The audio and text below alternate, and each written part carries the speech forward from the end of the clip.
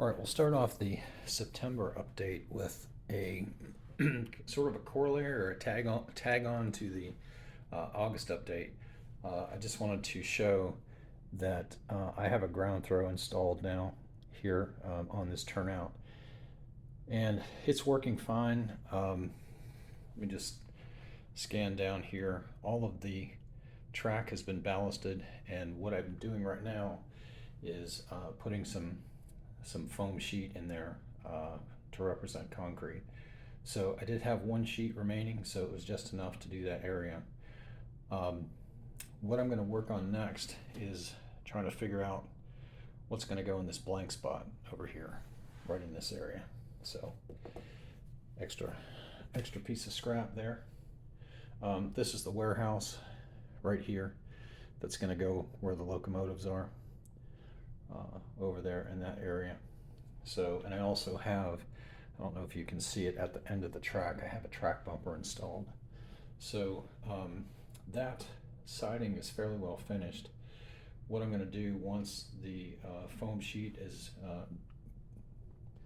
finishes drying is I'm going to come back with the ballast along the edge here and fill in so the ballast is right up to the edge of the concrete in that area. So, be back shortly once I figure out what I'm going to do over here. So continuing my work around this side of the layout, I'm going to paint this section of foam right here. You'll remember that I said I was going to kind of try and work around the layout in a counterclockwise motion, so that's what I'm doing. Is moving around to the next section. So this little warehouse, which is part of the Concord Farmers Co-op, is going to sit in here. So that's what I've got planned. You remember the silo that I made out of the paper tube. I may cut this down a bit, but I think it's going to be in there somewhere as well. But anyway, for today, I'm going to paint this, and what I'm using is this apple barrel color. It's called Beachcomber Beige, which is what I used back here. It's not really concrete, but it's a kind of a light tan, which looks like weathered concrete.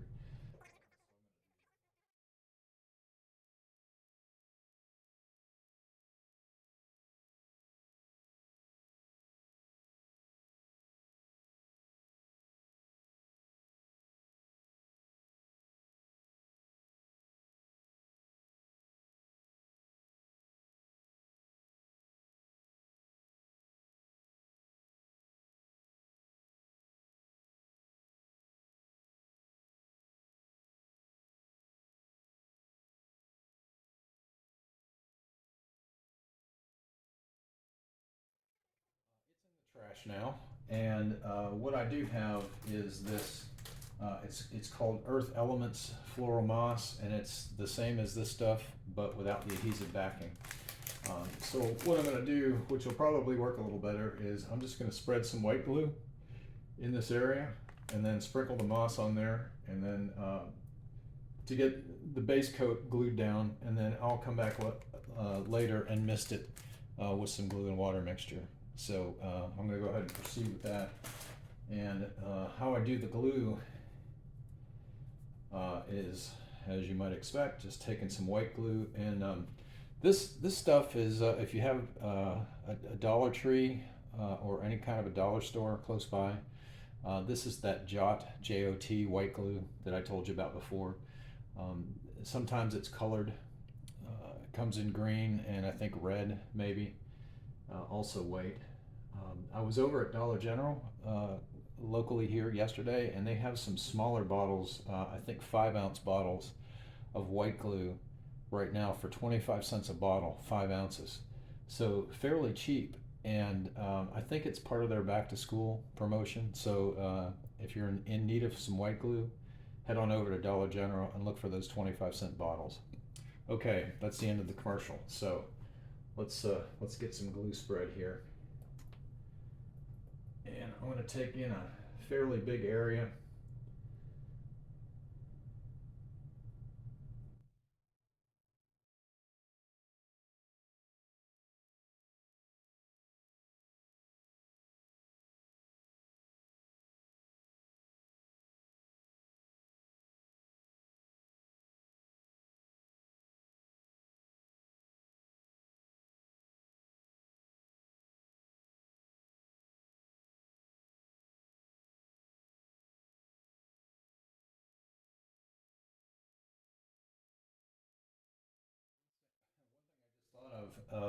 as I was sprinkling this in. It's a little too late now for this area, but if you decide to use any of this stuff, you might, if you have an old blender, run it through the blender first and kind of chop it up a little bit more finely. You know, it's kind of big. It kind of looks like a big old weed patch right now. So I'm going to try and cover it up, some of it with some ground cover like I used back over in the farm area. And we'll see how this does.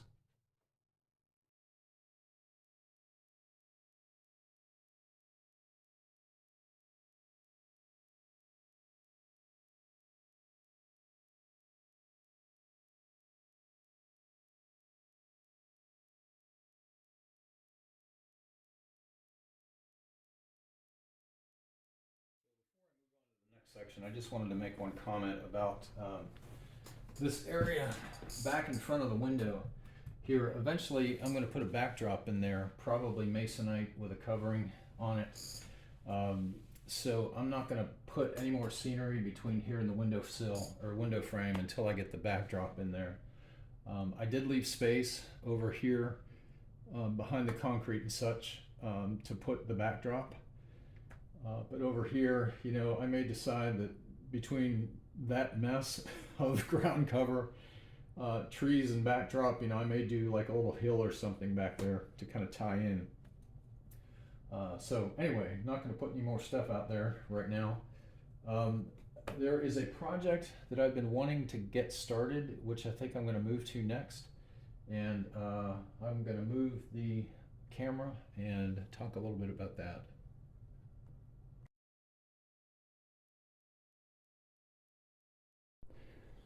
All right, so back in this area, I'm going to construct what I hope to be an intermodal unloading platform. These pieces here were from the sanding tower model that I had on the other layout. I had the diesel fueling facility and the sanding tower area set up over there. Unfortunately, that didn't survive the move here, so that stuff is no longer with us. But I did save the concrete bases from that, and this right now is painted with textured paint, so you can see where the other structure was glued on, where those yellow sections are. I'm going to have to sand that down, obviously, before I start putting these together, but I think that's about the size that I'm going to use for this. You know, I kind of have a blank spot here, not really anything to put in it. I don't have any other structures that would really go there well. You know, it may not be exactly in that spot because I've got to obviously have room to get the trucks onto and off of the platform to haul containers and trailers off, but you know, it's a model, right? It's not reality, so you know, it gives me another place to spot trailers. I had nothing to do with the intermodal group of models that I have. I've got maybe I don't know, 5 trailer on flat car models, and I have 5 spine car models for trailers.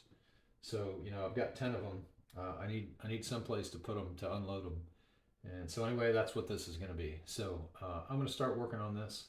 And this ramp here is one I constructed back, gosh, this was, those of you who have been with me for a while, back where I built the layout room, took a corner out of the bonus room and actually built a layout room in there. I had constructed this little ramp for another building that I had back then, and it's basically made just out of a piece of plastic with some foam core as sides, and then I have some stone sheet that I just cut and glued on there. So what I'm going to try and do is use the foam core, or you know, I've got foam core, and I've also got some 1/2 inch particle, or not particle board, but balsa wood that I may use. But anyway, let's go back to the workbench and see what we can figure out here. All right, so what I've done back here at the workbench, I sound like Norm Abrams or somebody. I have cleaned up these pieces, sanded down the edges, and try to get some of the yellow off of the top here. I think what I'm going to have to do though, in addition to the sanding, is probably once I get these reassembled, is go ahead and hit these with a coat of primer, and then just to kind of even out the look, and then come back with some more textured paint and do a finish coat from textured paint. So anyway, just going to take some Mr. Cement Deluxe here. If you, any of you guys that use testers cement, if you have a Hobby Lobby close by, they also have this Mr. Cement Deluxe liquid cement for plastic models. It's about $2 or $3 cheaper than testers, and you get just as much. And they have a deluxe, which I have, and they also have a standard, I think is the other one. It's in a blue labeled bottle, but both of them work really well for styrene. So if you're looking for inexpensive glue, try Mr. Cement Deluxe. All right, end of commercial number 2. So what I'm going to do now is just kind of get these pieces glued together, and then we'll see as far as the sides what we want to do for that. I'm about halfway through making this intermodal loading and unloading platform. I've got the pieces glued together here, and then on the underside what I've done is just put in some balsa wood to keep it up off of the layout, so you can see it looks kind of rough there. Glue's still drying. But my plan is to, on the edge of this, see if I can do this with one hand. I have some stone looking paper that I'm going to glue to the outside. That's what all this wood is in here for, over here. Just something to glue this to.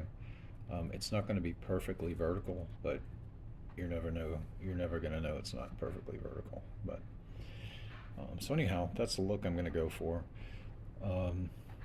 Just wanted to give you an update. It's kind of hard to film this and also try and build it, but that's the theory. So moving down the side of the layout, I'm going to put some ground cover in this area here, probably, you know, just to get the initial ground cover down, and then I'll come back and put some larger bushes in. So what I've done is I've taken this ground cover kind of hodgepodge that I had, and I've added to it some coarse ground foam, Scenic Express flock and turf. It's a little bit heavier, you know, kind of not a fine turf, maybe a medium. It's also a little bit darker green than what I had, so I'm hoping that it will tone down the look of this. So anyway, I'm going to spread some glue and see what this looks like.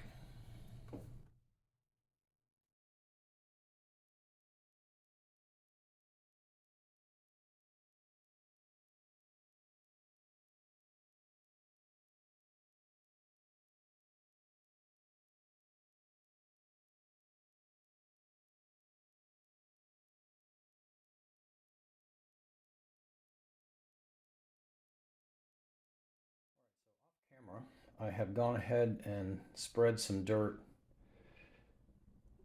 between the ground cover and the tracks. It looks really red right now because it's wet, but once that dries, the color will be not as bright, I guess I'm trying to say. So I've got this big section done right now, and I'm going to move now back over behind that, back in there where that glue bottle is, and do that piece.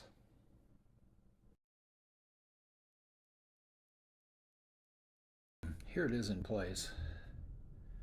You can see the stone wall there around the edge, and obviously I've got some weights on there right now. I'm just gluing the platform down to the layout, and I'm pretty pleased with that, you know, for scratch building a big old rectangular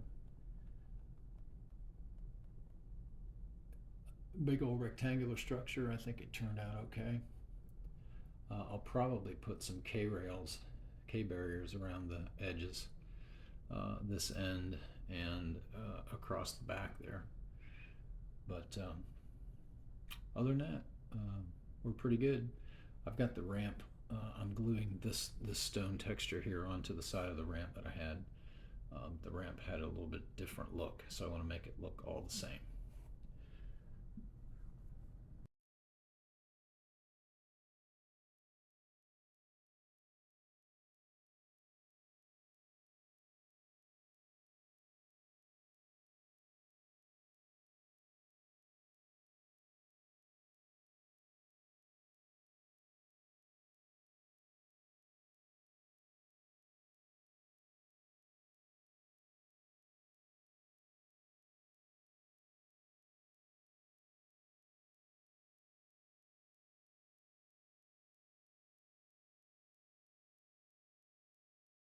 After a bunch of hacking and cutting, I finally got this section cleared out here enough so that the decoder has some room to reside up here in the top.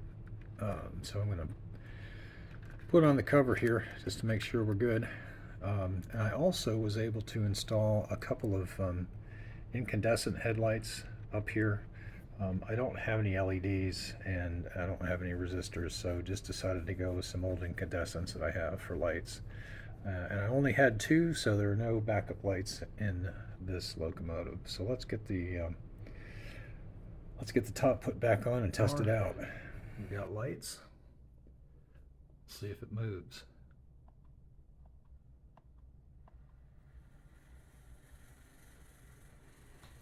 Not bad. A little noisy.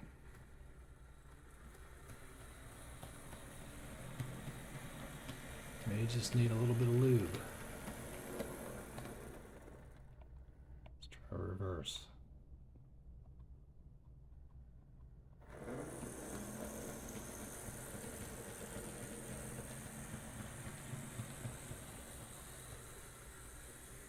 Not bad at all.